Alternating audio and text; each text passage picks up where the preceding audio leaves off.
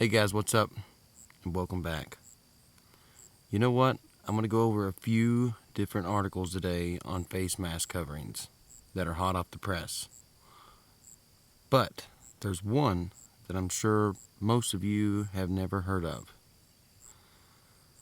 But I also think it's funny how the powers that be seem to be throwing individual liberties right out the freaking window in order to inflict a tighter, top-down face mask covering mandates on all the people of the United States.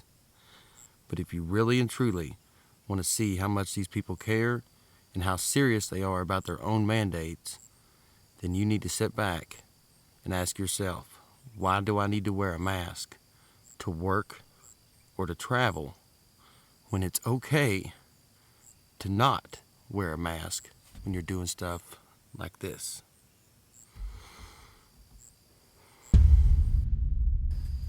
Hey, what's up, guys? Welcome back to the channel. California's Governor Gavin Newsom tweeted, Californians are now required to wear face coverings in public spaces. It's mandatory. On Wednesday, Governor Gavin Newsom announced that everyone in the state will now be required, not suggested, but required, to wear a face mask in public. The article says that the order seeks to prevent those infected with the CV but not showing symptoms from spreading it. That's according to the California Department of Public Health. The new mandate even comes with certain stipulations. Specifically, Californians must wear masks in these circumstances: inside of or in line to entry any indoor public space, waiting for or riding on public transportation, engaged in work, whether at the workplace or performing work off-site, with exceptions noted below, while outdoors in public spaces and less than 6 feet from one another. And that's not the only face mask news that's going around right now. Check this out. Most major U.S. airlines are requiring all passengers to wear face coverings on board flights, at gates, during check-ins, and in some cases, Reuters reported that Southwest, Delta, American, Frontier, JetBlue, and Alaskan Airlines are among the companies requiring travelers to wear face coverings. That's according to the Kansas City Star. Now, there's also been reports that some of the airlines are not really enforcing these, especially once the plane has been boarded and the flight is left. Now, this part of the article I read said that the flight attendant's role is informational and not enforcement with respect to the face covering policy. Now, check this out. This article stated that the acceptable coverings include t-shirts, bandanas, scarves, or any fabric that will stay in place. Now, guys, I've seen scarves that have holes in them up to 3/4 of an inch. And I mean, it's just ridiculous to think that somebody would enforce you to wear something around your face that has huge holes in it. I mean, it makes no sense. But I believe Dr. Buttar, which I don't really know a lot about, but he seemed to have said things exactly the way I was thinking it. So I'm going to let him say it through a clip. And then we're going to go into some news out of Hong Kong and their international airport and some pretty shady stuff that's going down that I don't think anybody's really touched on, but I got a bad feeling that it's leading up to something that's going to come over to our country, and it's going to be another TSA nightmare. But for now, here's Dr. Buttar.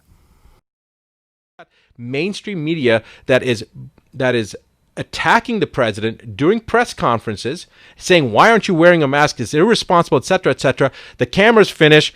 They think the cameras have stopped rolling, but there's one or two other cameras still rolling, and you see media members all take off their mask. Now, why is that?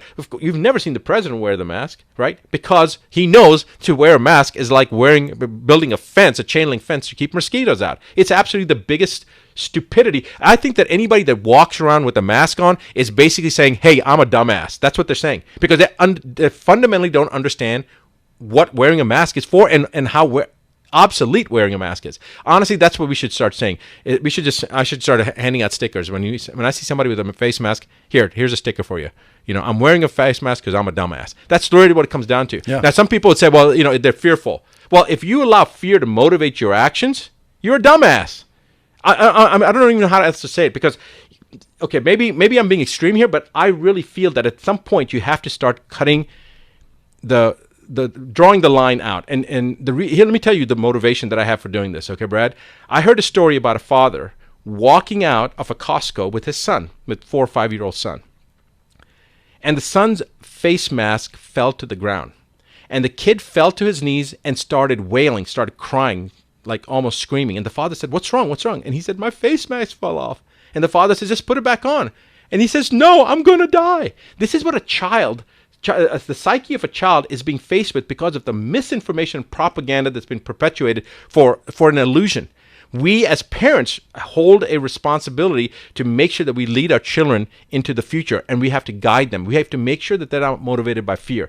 But if you're walking around with a face mask, you're motivated by fear, and you're teaching your child to be a sheeple.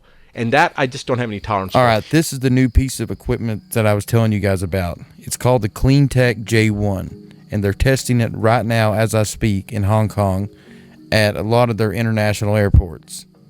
And I'm sure it's going to be a very pricey piece of machinery, and somebody's going to be filling their fat little pockets full of money off of it. But what it does is it takes your temperature, and then step 2, you go inside. And the individual has a 40-second spray, which will completely sterilize them, I'm sure. And, well, they call it disinfect or sanitize, but I'm sure it's going to be doing some type of sterilization. Anyway, I know some of you think, this is in Hong Kong and it's, all the way across the world. But guys, this isn't the only machine that this company Meritech makes. They make industrial boot washing machines, industrial hand washing machines, and they're also, now testing the CleanTech J1 that's being used in the airports. And another thing is that this company is born and raised, everything is made and distributed from the United States of America, made right here in your own country. So what do you guys think?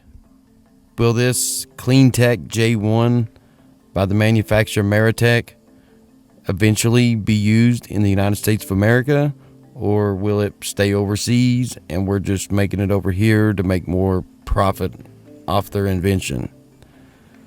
I want you guys to leave what you think down in the comment section below. Make sure and leave this video a thumbs up, share it on all your social media, and I'm going to look deeper into this situation, and I hope that you all will too. And other than that, guys, I appreciate everything everybody does, and I will see you all in the next video.